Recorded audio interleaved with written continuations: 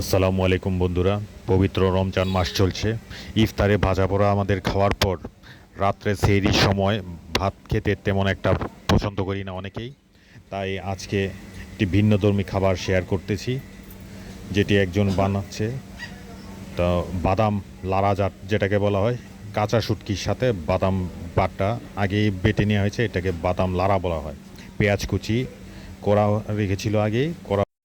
পেঁয়াজ কুচি লাড়তে হবে যতক্ষণ পর্যন্ত না লাল আকার ধারণ করা হয়।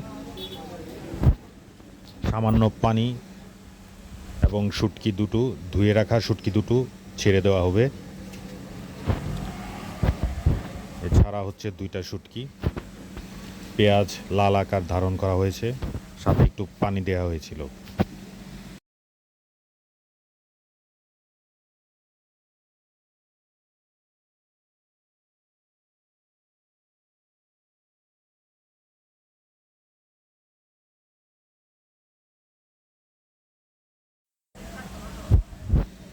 আবার একটু পানি দেওয়া হচ্ছে।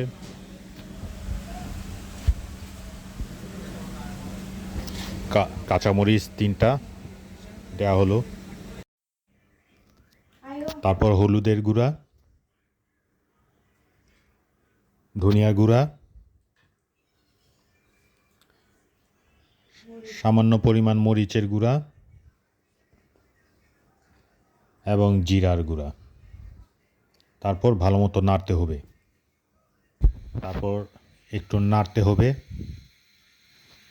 শুটকিগুলিকে একটু একটু পর পর চেপে চেপে দেওয়া হচ্ছে, যাতে মশলাগুলো ভালো মতো ঢুকে প্রবেশ করে। আবার একটু তেল দেওয়া হচ্ছে সামান্য পরিমাণে। এরপর ভাজা বাদামগুলো বেটে নেওয়া ছিল আগে থেকেই, তাই এখানে ঢেলে দেওয়া হচ্ছে মশলার সাথে। তারপর বাদাম বাটাগুলো ভালো মতো মিশিয়ে মশলাগুলোর সাথে ভালো করে মেশাতে হবে। একটু ভালো আকার ধারণ করা আগ পর্যন্ত নাড়তে হবে ভালো মতো।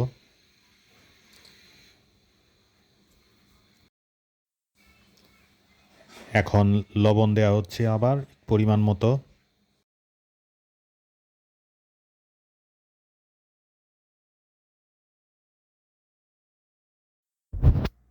এরকম শুকনো আকার ধারণ করলে তারপর নাড়তে থাকতে হবে কিছুক্ষণ।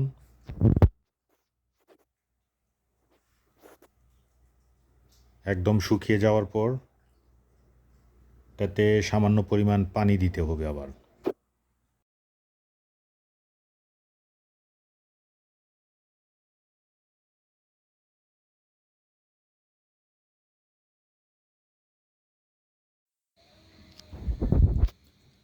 লাড়তে থাকতে হবে।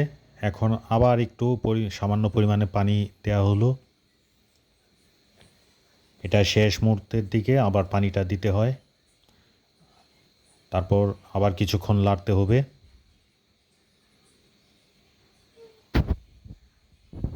এইরকম সুন্দর একটি কালার আসবে।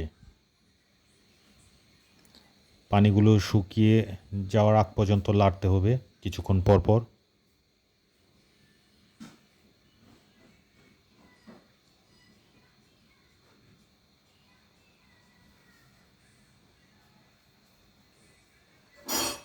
এখন ধনিয়া পাতা কাটা ছিল তা ছিটিয়ে দেওয়া হলো।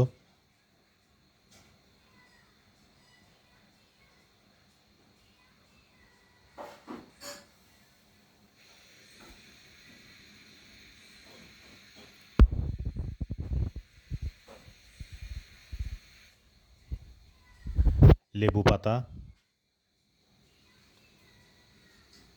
যাদের লেবু পাতা নেই তারা অল্প পরিমাণে লেবুর রস দিতে পারেন, কিন্তু লেবু পাতাটা দিলে তার স্বাদটা একটু ঘ্রাণ বের হবে, এটা থেকে সুন্দর একটা ফ্লেভার থাকবে। তারপর লাড়তে হবে আবার কিছুক্ষণ। এরকম শুকনো আকার ধারণ করলে তারপর চুলা থেকে নামিয়ে নিতে হবে। তো বন্ধুরা, তৈরি হয়ে গেল একটি সুন্দর খাবার, বাদাম লাড়া, যেটাকে আঞ্চলিক নরসিংদী বা অন্যান্য পার্শ্ববর্তী এলাকায় বলা হয় আঞ্চলিক ভাষা।